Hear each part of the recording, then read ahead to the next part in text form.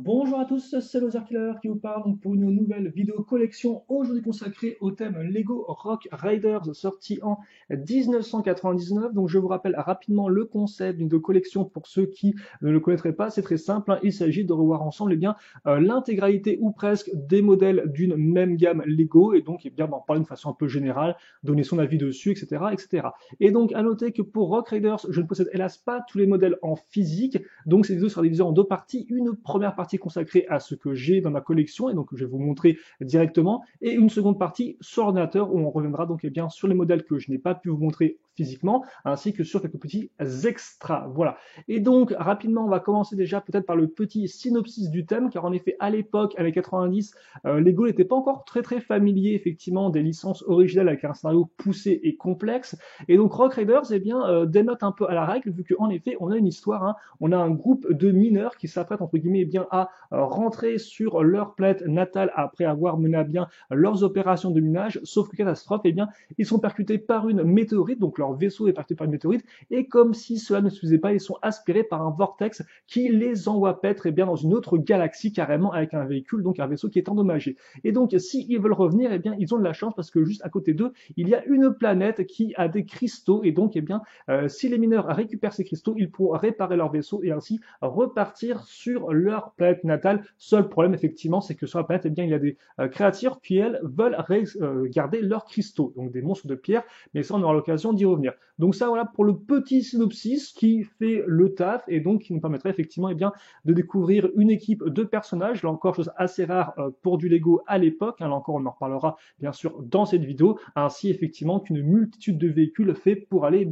miner les cristaux de pouvoir afin de pouvoir qu'ils récupèrent, enfin qu'ils réparent leur vaisseau.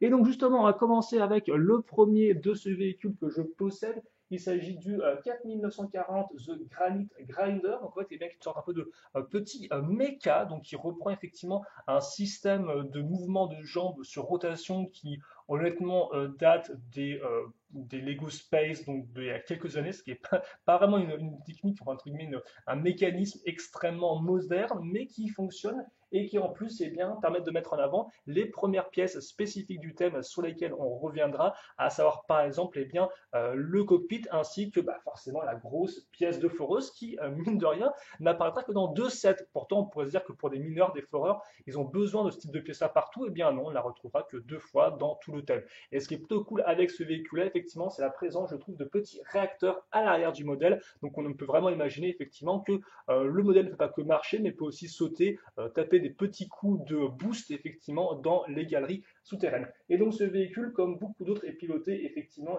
par Axel. Voilà, donc Axel qu'on pourra retrouver juste après effectivement avec le second modèle. Donc oui, je tiens à préciser que lui contient 109 pièces.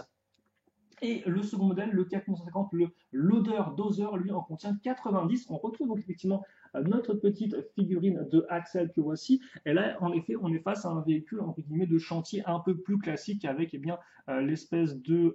Alors, c'est pas une benne cette partie-là, j'aurais dû vérifier effectivement, mais j'aurais dû faire des recherches sur comment on appelle cette espèce de grosse partie, l'espèce de grosse pelle, ouais, une sorte de pelleteuse un peu à l'avant, là, c'est pas exactement ça. Bref, c'est pas non plus très important. Donc on retrouve effectivement un peu les mêmes pièces, comme vous pouvez le voir, et surtout effectivement ce modèle vient avec un monstre de pierre, là encore, une créature quand même qui est assez originale en Lego. Alors c'est qu'en Lego, on avait déjà eu par le passé des créatures entre guillemets hors mini-figurines, hein, des requins, des raimentas, même des dragons, voilà. Mais le monstre de pierre, effectivement, c'est tout nouveau. Et comme vous pouvez le voir, il y a des tenons pour qu'on puisse lui grimper dessus, pour mettre des cristaux sur le dos. Et il a aussi effectivement une main qui peut se lever et se laisser pour prendre et envoyer paître des figurines ou des cristaux. Donc effectivement, un petit set complet, parce que là encore, les monstres de pierre, on les retrouvera que dans deux modèles. Donc c'est plutôt cool effectivement d'avoir un modèle où on a les deux et qui en plus, à l'époque, restait relativement abordable. Et même si effectivement le véhicule n'est pas le plus original, le fait qu'il soit très compacté en termes de forme,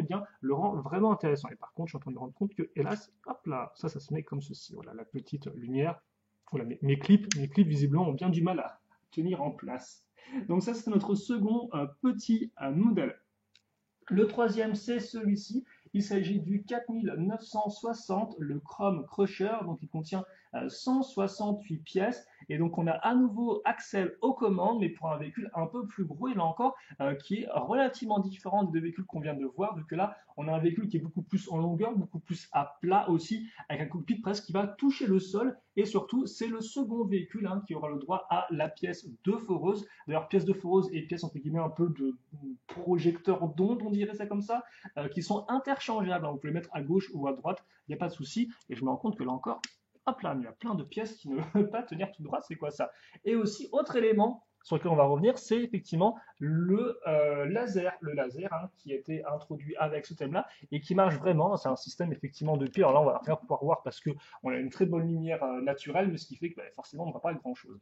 Et d'ailleurs, double cockpit, comme vous pouvez le remarquer, là encore, ce qui donne de l'attrait à ce véhicule, en plus du gros moteur à ce niveau-là. Et là, par contre, je l'ai enlevé, mais il faut savoir que de base, à l'arrière, il y avait bien une benne. Alors, pas celle-ci exactement, mais celle-ci-là. Voilà, sans l'aimant. Voilà. Donc, de base, il y a une grosse benne à l'arrière, et c'est vraiment un véhicule cool. Je pense que c'est peut-être un de mes préférés, honnêtement, du thème. En tout cas, il est vraiment très propre, mais de façon générale, quand même, j'aime tous les véhicules. Je trouve qu'ils sont vraiment tous très très bien en termes de design. Et là encore, on aura l'occasion, ça, d'y revenir. Passons ensuite au prochain véhicule.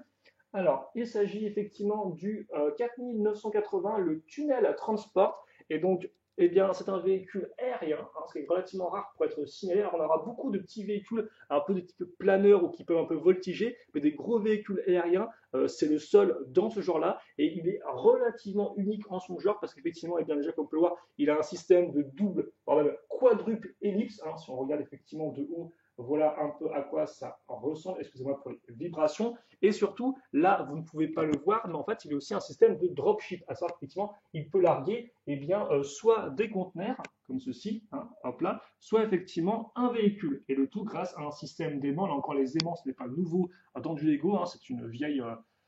C'est quelque chose qui date d'il y a pas mal de temps chez la marque Lego. Et donc là encore, effectivement, un peu à la façon du mécanisme des jambes du Granite Grinder, là on le retrouve dans ce véhicule-là, donc pour effectivement dropper facilement les marchandises qui se mettent forcément au centre du véhicule. Et à l'arrière, là on ne voit pas bien, mais vous pouvez mettre aussi un petit véhicule, c'est celui-ci, voilà, le petit véhicule. Donc ce qui fait qu'on a entre guillemets même un 3 en 1, vu qu'on a et un véhicule pour le sol et un petit planeur, et en plus effectivement le gros avion. Donc en termes de jouabilité, c'est top, et en termes de design aussi, c'est quand même relativement unique. Même encore aujourd'hui, je trouve que la forme du véhicule est particulièrement spécifique à ce thème-là, entre guillemets, même si par la suite on a eu d'autres véhicules type dropship ou d'autres véhicules avec multiples hélices, celui-ci, je pense, reste unique en son genre, même 21 ans après. Voilà. Et d'ailleurs, dans ce modèle-là, eh bien, on a deux nouveaux membres d'équipage, à savoir Jet, donc la pilote, effectivement, entre guillemets, des véhicules aériens du groupe, ainsi que Doc, que voici. Donc là encore à l'époque, des noms relativement génériques, mais qui faisaient l'affaire, et qu'en plus, eh bien, c'est des figurines qui, en termes d'imprimés, sont extrêmement détaillées, aussi bien au niveau du torse que même au niveau de la tête. C'est vrai qu'à l'époque, chez les Lego, les designers faisaient un peu tout et n'importe quoi avec les têtes, ce qui fait qu'on a des têtes un peu bizarres, mais qui sont très détaillées et qui changeaient quand même un peu des têtes de bonhomme sourire qu'on avait à l'époque, quoi. Même si, bon, déjà, à l'époque, on avait autre chose que ça, mais ça restait quand même généralement un peu la norme. Donc là, c'était vraiment différent, vraiment unique en son genre. Et c'est vrai que c'est des têtes qu'on n'a pas retrouvées ailleurs ni après. Si je dis pas de bêtises, peut-être qu'il y en a un, c'est le cas, mais bon, je ne sais pas exactement. Et enfin, donc, le dernier set de la gamme, mais aussi le plus gros, c'est le 4990, le Rock Raiders HQ, qui fait 406 pièces. Alors, j'ai oublié de le préciser, mais pour ce là c'était 351 pièces, voilà. Donc, 406 pièces, donc, on compare sur une grosse structure. Alors, effectivement, à l'époque, aujourd'hui, je ne sais pas si c'est encore le cas en Lego, mais on avait effectivement des sortes de grosses, on appelle des base plates, des grosses plaques de base moulées, comme vous pouvez le voir, avec une forme de relief, donc assez intéressant. Et donc, en fait, c'est une sorte de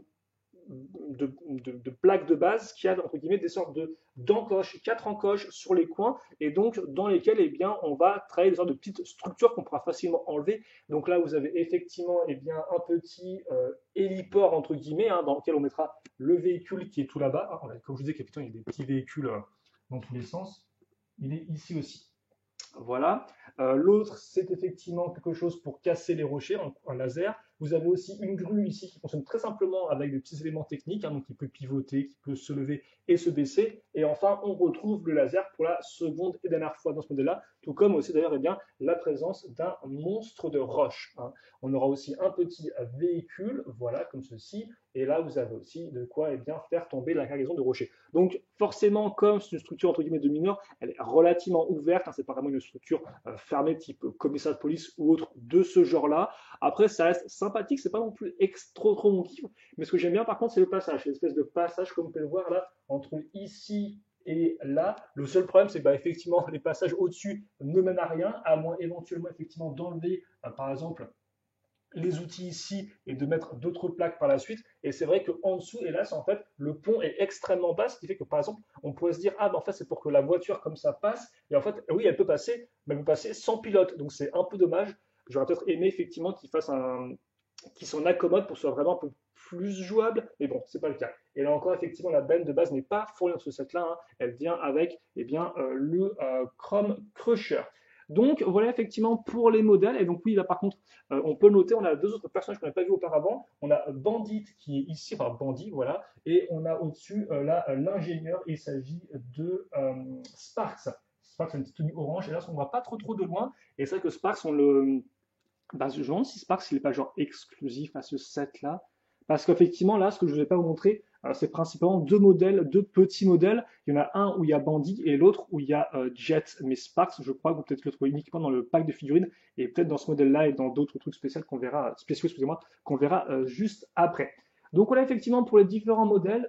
Moi effectivement, bah, mes préférés, c'est vrai que j'aime beaucoup le Tunnel Transport. Je trouve qu'il a vraiment un caractère qui est propre, avec en plus ces sortes de gros pieds comme ça, les petites lumières, le cockpit qui est très bas. On n'a pas souvent un peu de grosses tortues, le spoiler. Enfin, c'est vraiment tous les éléments du thème qui se concordent dans un véhicule qui est assez original par rapport aux autres encore aujourd'hui, comme j'ai dit. Donc c'est vraiment top.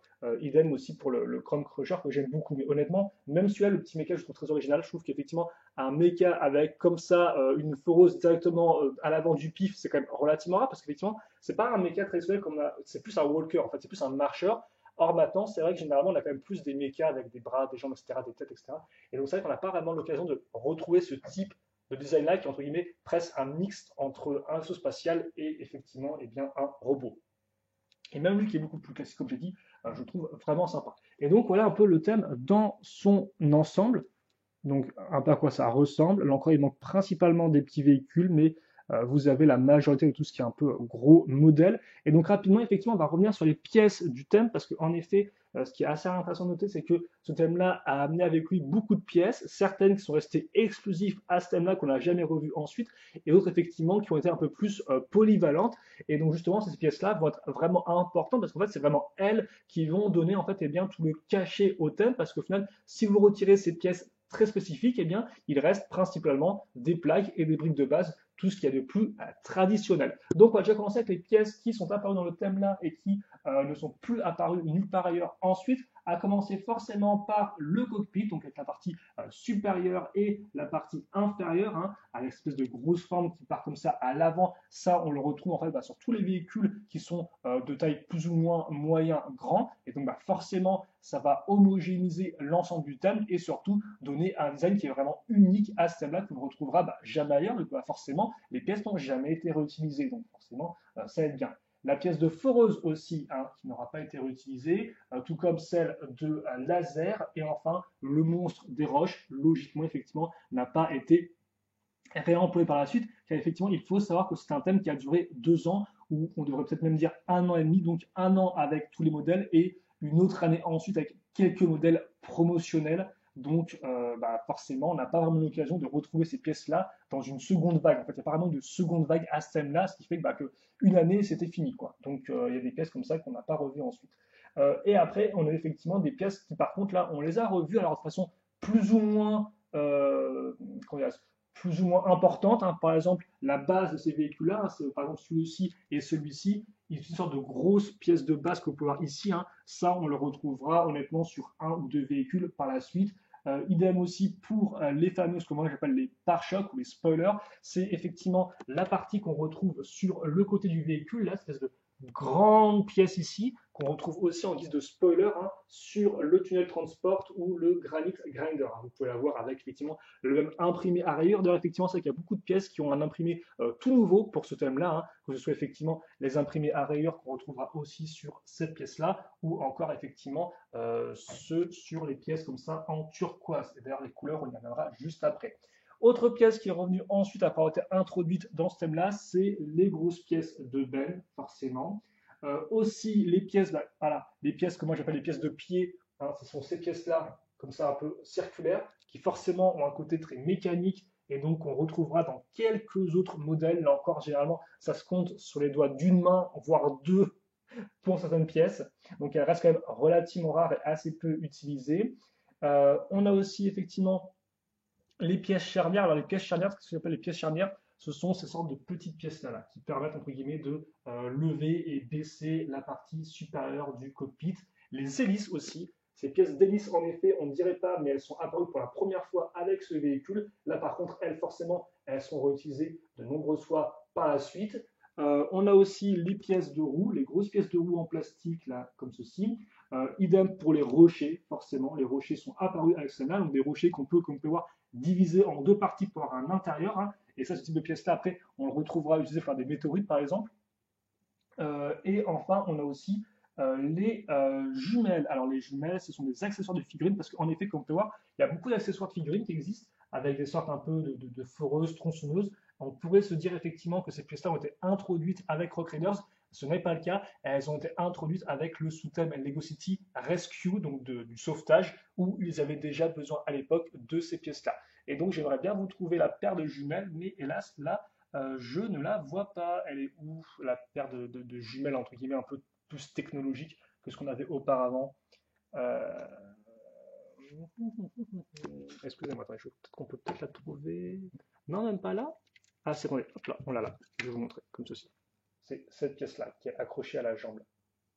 Donc voilà, comme ceci. Et donc voilà pour les pièces, donc vraiment des pièces comme pour marquer en fait, qu'on retrouve vraiment partout. Hein, et donc bah, forcément qui ont été introduites avec ce thème-là et donc qui vont donner l'identité esthétique du thème, tout comme le schéma de couleur en effet qui est unique.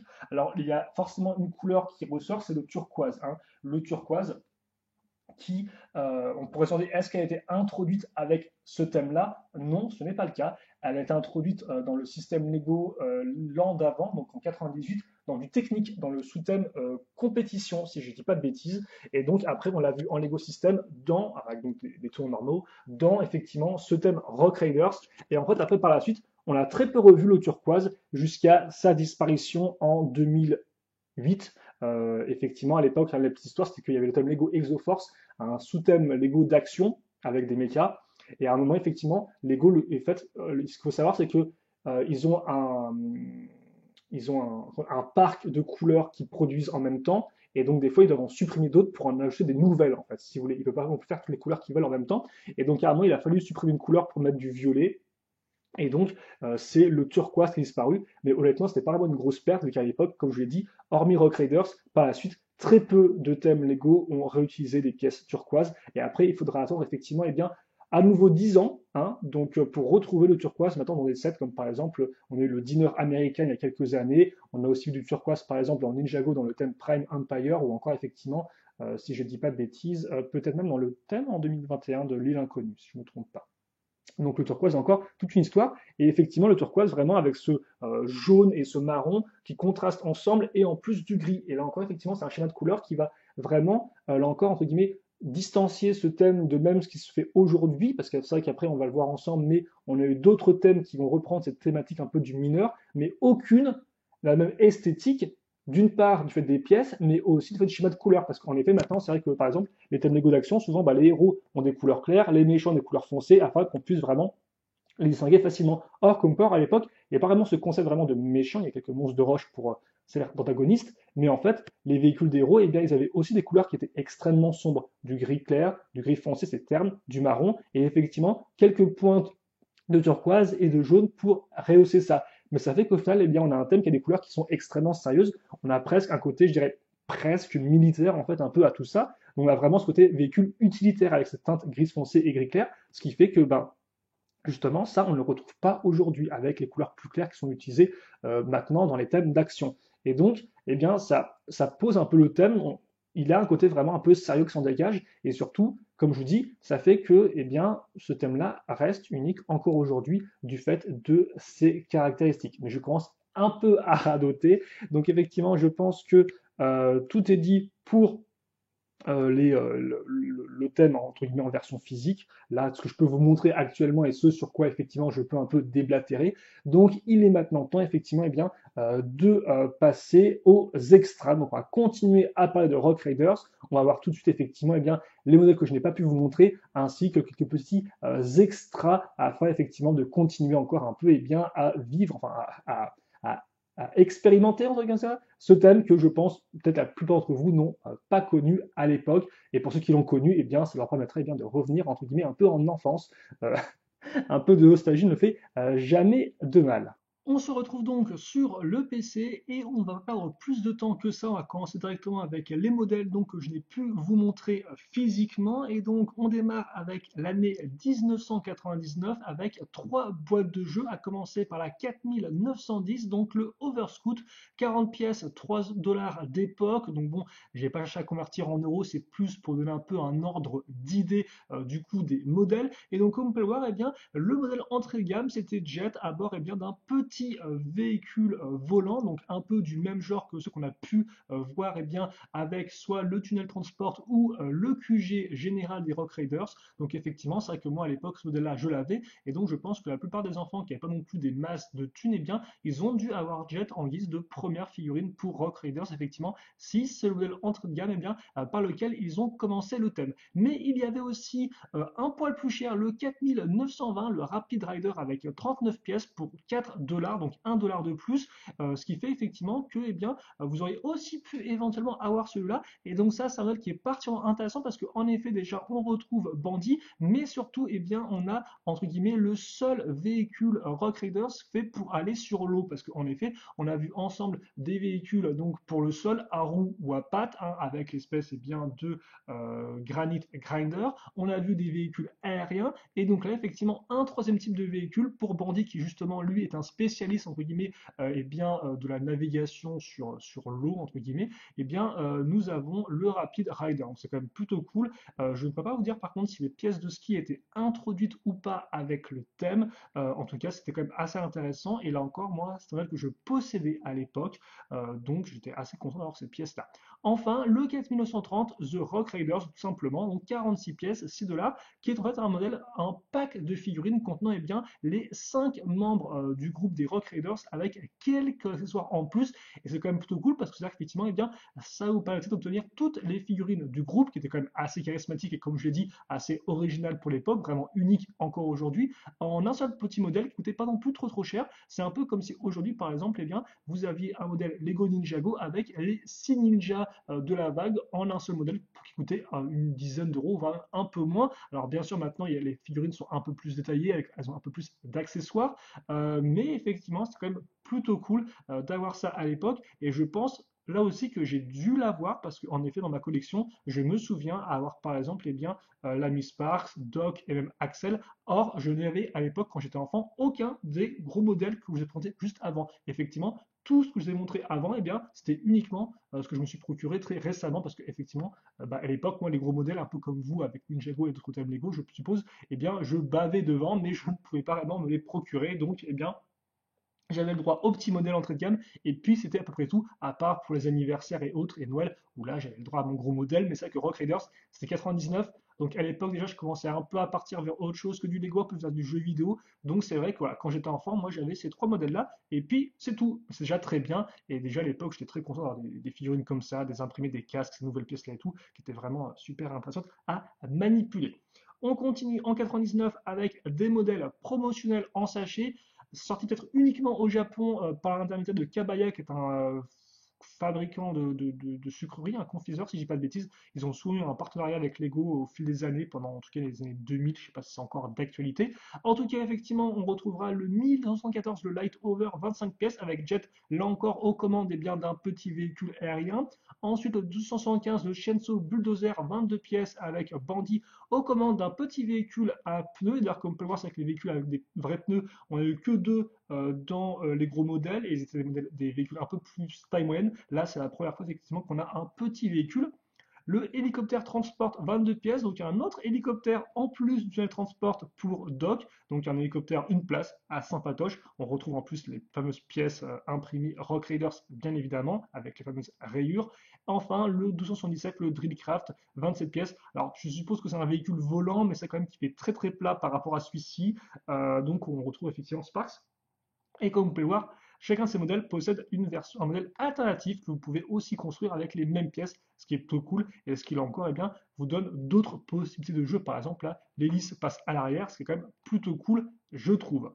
Enfin, comme je vous l'ai dit, Rock Riders, ça a duré en 99, enfin, ça a été introduit en 99 et ça a duré aussi en 2000. Mais en 2000, c'était principalement des petits modèles promotionnels que voici au nombre de 3. Et donc, comme vous pouvez le voir, ils sont tous dans la sous-gamme Mini Heroes Collection. Qu'est-ce que c'est que ça? Et bien en fait, c'est une sorte de gamme Lego introduite en 2000 et peut-être aussi en 2001, où vous aviez donc effectivement des figurines de différents thèmes avec en plus eh bien, un petit présentoir et une carte à l'arrière avec justement sur la carte des informations sur le personnage. Et donc, trois packs ont été produits. Donc, les deux derniers, comme on peut voir, c'est des figurines qu'on connaît. Hein. On a effectivement Doc, Sparks, Bandit, et là, on retrouve Doc, mais on a Jet et Axel avec des accessoires un peu différents, des viseurs de couleurs différentes par rapport à leur version boîte de jeu. Mais surtout, le plus intéressant, eh bien, c'est ce pack-là, le premier, le 3347, car effectivement, on a le sixième et dernier membre de l'équipage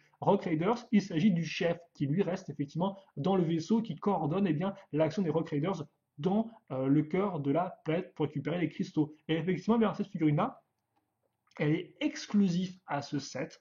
On ne la trouve nulle part ailleurs. Et autant vous dire que maintenant, elle vaut sacrément cher. Hein. On parle effectivement de 100 à 200 euros sur le marché. Donc, ce n'est pas rien. Et effectivement, elle a bien un imprimé exclusif de torse et de tête. Elle a son petit stand. Et donc, en plus, ça, à l'époque, ça ne devait pas plus coûter des masses, je pense. Ça peut coûter très très cher. Mais par contre, c'était pas trouvable n'importe où, en effet. Ces Mini Heroes Collection, vous pouvez soit les trouver eh bien, à Legoland, donc il fallait aller en Angleterre, parce qu'à l'époque, je ne sais pas si le Legoland allemand existait en 2000, ou effectivement sur la boutique en ligne de Lego. Donc, ouais, voilà, il fallait être déjà à l'époque numérisé, connecté à Internet, commandé en ligne. Mais sinon, voilà, vous risquez d'être passé à côté comme bon nombre de personnes, je suppose, et maintenant devoir essayer de le trouver pour une centaine d'euros sur Internet, c'est quand même extrêmement cher. Donc voilà, le sixième élément, plutôt cool dans ces packs Mini Heroes Collection, là encore, un autre pan de l'univers Lego que peut-être vous ne connaissez pas, ce petit sous-thème qui, ouais, qui après, bah, c'est vrai qu'effectivement, le fait de mettre en avant des figurines, c'est un peu entre guillemets l'antécédent peut-être des packs de figurines. Je sais pas. Non, bah, après c'est un peu dans le même style. Bon, après là encore, on va pas refaire l'histoire de Lego. On pourrait s'amuser à le faire, mais ce n'est pas le but de cette vidéo. Continuons donc sur Rock Reverse parce qu'en effet là, on a vu tous les modèles que je n'ai pu vous présenter physiquement. Donc aussi bien les boîtes de jeux de l'époque facilement trouvables que les modèles promotionnels en sachet un peu plus compliqués à trouver, ou encore effectivement les Mini Heroes Collection, les packs de figurines dont la figurine du chef. Donc revenons maintenant eh bien, aux boîtes de jeux que j'ai déjà montrées, avec effectivement les fameux modèles alternatifs. On en a vu certains sur les packs promotionnels, mais comme j'ai déjà pu vous montrer dans certaines de construction, on avait aussi forcément à l'époque sur tous les modèles Lego. Donc des modèles alternatifs, c'est quoi? C'est un modèle que vous pouvez construire avec les pièces du modèle, mais attention, il n'y avait pas les instructions à l'intérieur. C'était vraiment des modèles d'inspiration. Vous pouviez essayer de les recréer par vous-même ou éventuellement vous en inspirer pour faire autre chose. Et donc là, j'ai retrouvé deux autres images que je n'avais pas parce qu'effectivement, quand j'ai acheté les modèles, je les ai achetés d'occasion, je n'ai pas les boîtes. Et donc là, effectivement, on a des modèles alternatifs pour le Granite Grinder, donc bon, qui, on va pas se mentir, ne ressemble pas à grand chose, même si le petit vaisseau là, est plutôt sympathique. Et par contre, le KF 950, le Loader Dozer, là, c'est plus intéressant parce que voilà, il ressemble à ça de base, mais comme vous pouvez le voir, deux de ces trois modèles eh bien, sont des véhicules qui vont sur l'eau. Or, comme je vous l'ai dit, le seul modèle qui va sur l'eau qui est sorti en boîte de jeu, c'était le Rapid Rider. Donc c'est plutôt cool parce qu'effectivement, ce modèle alternatif vous permettent vraiment, entre guillemets, eh bien, de compléter l'équipement, le garage des Rock Raiders. Donc effectivement, si vous étiez un peu déçu, par exemple, qu'il n'y ait que le Rapid Raider qui aille sur l'eau, eh bien, vous pouviez, par exemple, à l'époque, vous payer un second loader dozer, mettons, si vous aviez les moyens, et vous faire un petit véhicule aquatique. Donc ça, on aura peut-être l'occasion de les remonter ensemble dans d'autres vidéos, ces versions alternatives. En tout cas, je tenais encore à vous montrer parce que c'est vrai que dans Lego ne fait plus vraiment de version alternative au modèle. Ils ont arrêté, je crois, peut-être mi-2000 par là et tout, pour la simple et bonne raison que d'après eux, les modèles alternatifs, forcément, n'avaient pas le même contrôle qualité que les vrais modèles entre guillemets, et donc je sais pas, peut-être que ils voulaient pas une mauvaise image de la marque avec le modèle alternatif, je sais pas trop. En tout cas, ils les ont vite enlevés. Peut-être que ça fait aussi du boulot en moins pour eux. En tout cas, voilà. Donc, bye bye. Mais à l'époque, c'était encore l'actualité et ça permettait vraiment beaucoup de choses. Parce qu'effectivement, c'est pas tout le monde qui est créatif, hein. Beaucoup de gens vont se contenter du modèle de base. Et puis, c'est vrai qu'avec les pièces, eh bien, ils vont pas forcément chercher à faire leur propre modèle. Et le modèle alternatif permettait de vous montrer littéralement que, bah, si, on peut faire autre chose. Et peut-être, effectivement, eh bien, les personnes qui étaient les enfants un peu moins créatifs, pouvaient au moins avoir une base pour commencer à modifier leur modèle. Bon, hélas, maintenant, ce n'est plus trop le cas. Même si vous pouvez, bien sûr, c'est du Lego, hein, vous pouvez toujours démonter votre modèle et faire vos propres créations, mais c'est pas tout le monde qui a le réflexe de le faire, ou même les compétences ou l'envie. Enchaînons maintenant avec un petit patchwork d'images diverses sur le thème pour rester un peu dans l'ambiance Rock Raiders une dernière fois. Donc justement avec déjà un petit concept art d'époque, c'est quand même assez rare pour être signalé, où on retrouve eh bien, une version prototype un peu du Chrome Crusher, où justement eh bien, on a la benne qui est au-dessus un peu à la place du laser pour le moteur, donc carrément un peu modifié, et aussi des véhicules carrément différents, comme par exemple eh bien, cette espèce de base mobile avec chenille qui a l'air assez impressionnant et qui semble pouvoir transporter un véhicule en son sein peut-être, ou encore ce véhicule Asiro avec des sortes de bras robots. Ça, il faudra attendre un peu plus tard pour avoir des véhicules avec des bras robots, parce qu'effectivement, c'est vrai que les bras robots, c'est quelque chose qui était introduit dans les thèmes Lego Space d'époque, il y a bien avant Rock Raiders, mais qu'on n'a pas vraiment retrouvé dans le thème Rock Raiders. On a retrouvé les aimants, par exemple, aussi les jambes robots qui se déplacent en faisant bip bip bip, mais pas effectivement ce type de bras-là. Bon, en parlant d'illustration, on avait aussi à l'époque sur les boîtes et même dans les boîtes des petites bandes dessinées Rock Raiders, là encore sans dialogue pour pas avoir à les traduire dans plein de langues différentes et que ça coûte plus cher à produire. Et donc ces petites bandes dessinées qui vous permettaient eh bien de comprendre un peu ce que faisaient les Rock Raiders, comment fonctionnait leur véhicule, leur interaction avec les monstres de roche, parce qu'effectivement là encore à l'époque on n'avait pas de série télévisée. Maintenant effectivement il y en a pour Ninjago, pour Lego Star Wars, pour Lego Marvel, pour Lego Shima, mais à l'époque il n'y avait pas ça du tout. Et à l'époque encore plus, Lego ne faisait pas vraiment d'histoire complète, complexe, même avec eh bien, leur thème. Donc les bandes dessinées permettaient effectivement d'entrer un peu plus dans l'histoire. Ça, c'est pas nouveau, hein. Beaucoup de fabricants de jouets à l'époque faisaient ça dans les années 80. Il y avait une bande dessinée avec, par exemple, eh bien, pour vous mettre un peu dans le bain de l'histoire, quand effectivement il n'y avait pas de dessin animé pour aller avec, pour vous faire acheter les jouets, quoi. Donc là, c'est un peu pareil avec Rock Raiders, on retrouve une petite bande dessinée. Mais aussi, par contre, certes, il n'y avait pas de série, on avait bande dessinée, mais par contre, Rock Raiders a eu la chance à l'époque d'avoir deux jeux, donc le jeu PlayStation, le jeu PC. La couverture est la même, le nom est le même, mais les jeux sont différents à l'intérieur. Sur PlayStation, c'est plus un jeu entre guillemets d'exploration aventure où vous contrôlez un seul petit personnage qui fait qui se débrouille dans les mines, alors qu'effectivement sur PC, c'est vraiment un jeu de stratégie avec différentes unités que vous envoyez récolter du minerai. Le jeu plutôt cool et qui en plus eux ont des cinématiques. Alors je mettrai sûrement l'ensemble des cinématiques en lien dans la vidéo. Alors là encore, c'est pas d'une super qualité. Aussi à l'époque, les personnages ne parlaient pas. Et ça, c'est surtout des scènes un peu humoristiques. Mais par exemple, ça permet de voir un peu l'introduction du thème Rock Raiders quand effectivement, eh bien, les Rock Raiders se prennent un rocher dans leur vaisseau, sont transportés ailleurs et tout ça, etc., etc. Donc, on avait au moins les jeux à l'époque qui en plus sont de bonne facture et sont encore aimés aujourd'hui. Il y a même des remakes de fans qui existent pour le jeu PC. Donc, qui s'appelle Manic Miner, je crois. Donc, c'est quand même plutôt cool. Et on avait aussi des bouquins, comme vous pouvez remarquer, des bouquins, là encore, quand même, Lego, on faisait déjà à l'époque avec des bouquins d'illustration, d'inspiration et tout. C'était pas non plus ultra commun, mais voilà, il y avait effectivement des bouquins avec des puzzles, effectivement, des petits romans, ou encore, je pense, à des bouquins avec des illustrations, donc assez rare pour être signalé. Et enfin, là, vous avez un scan, comme vous pouvez le voir, d'un catalogue de jouets enfin, d'un catalogue de jouets Lego de l'époque, où on peut effectivement voir un peu les véhicules, enfin les sets, dans leur, entre guillemets, espace, leur habitat naturel, c'est plutôt cool, hein. Voilà. Donc ça c'était pour Crusaders. Et là encore, qui vous permet d'avoir une sorte d'un peu de, voilà, de rapide synopsis. En fait, à l'époque, l'histoire, elle venait avant tout de ces catalogues-là. Hein, ces catalogues, on avait rapidement un bout d'histoire sur quel était ce thème, et des informations rapidement sur les modèles qui vous permettaient un peu de comprendre ce que ça faisait là, comment ça fonctionnait, quoi. Mais généralement, à l'époque, il n'y avait pas vraiment d'histoire, quoi. Donc, là encore, Rock Raiders, assez précurseur avec d'autres thèmes à l'époque, comme par exemple Adventurers ou encore Time Cruiser, d'autres thèmes qui à l'époque, avec 90, avaient des histoires pour aller avec. Et donc justement, Rock Raiders, comme pouvoir, ça a duré assez peu de temps, 99, 2000, au revoir, merci, bye bye. Mais forcément, eh bien, par la suite, on a retrouvé l'influence des Rock Raiders, donc d'autres thèmes. Donc forcément, le thème qui est le frère, le fils spirituel de Rock Raiders, c'est Power Miners, qui est sorti pile poil 10 ans après, en 2009. Et donc qui, là encore, eh bien, reprenait les mêmes concepts, à savoir une équipe de mineurs avec des gros véhicules pour fourrer dans la roche, récupérant des cristaux. Seul problème, les cristaux, excusez-moi, sont aussi la convoitise des monstres de roche, donc qu'on retrouve, mais un peu plus coloré. Effectivement, la Power Miners, c'était vraiment un thème d'action Lego moderne, dans le sens où eh bien, on retrouvait, bon, certes, un équipage, mais on avait vraiment des vrais antagonistes dans différents modèles, de différentes tailles en plus, hein. Là, vous avez des petits monstres de roche, il y avait de différentes couleurs. Là, il y avait carrément le roi des monstres de roche, donc bon, c'était pas rien non plus, et différents types de véhicules. Et comme j'en ai parlé un peu dans la vidéo, des véhicules colorés. Effectivement, on oublie le gris foncé, le gris clair, tout ça, et là, on a des bonnes grosses couleurs vertes, orange, qui vraiment boostent bien les yeux et tout. Donc très très coloré, et surtout un thème aussi qui a introduit beaucoup de nouveaux éléments, comme par exemple les différents éléments de foreuse. Et là, par contre, contrairement à Rock Raiders, qui a eu beaucoup d'éléments qui ne sont jamais réapparus ensuite, ces éléments-là, on va les revoir ensuite, et on y reviendra justement juste après ça. Donc Power Miners, un thème là aussi très cool. Moi, j'en ai pas vraiment eu, même j'en ai juste pas eu du tout à l'époque. Mais on essaie de corriger ça, bien sûr, pour du centre de la Terre aux confins de l'univers, bien sûr, hein, notre série de vidéos consacrée aux vieux thèmes Lego. Je pense qu'on essaiera d'en faire on essaiera d'en faire un jour et on s'amusera à comparer un peu les deux thèmes entre eux. Mais en tout cas, voilà, comme je l'ai dit, effectivement, c'est pour ça qu'à un moment, j'ai dit au début de vidéo que même si par la suite on a eu d'autres thèmes qui reprenaient la même thématique, comme Power Miners, eh bien, Rock Raiders reste vraiment unique parce que le style des véhicules, le schéma de couleur des véhicules, tout ça, c'est vraiment très différent, même si on revoit même si on retrouve les mêmes éléments des ans plus tard.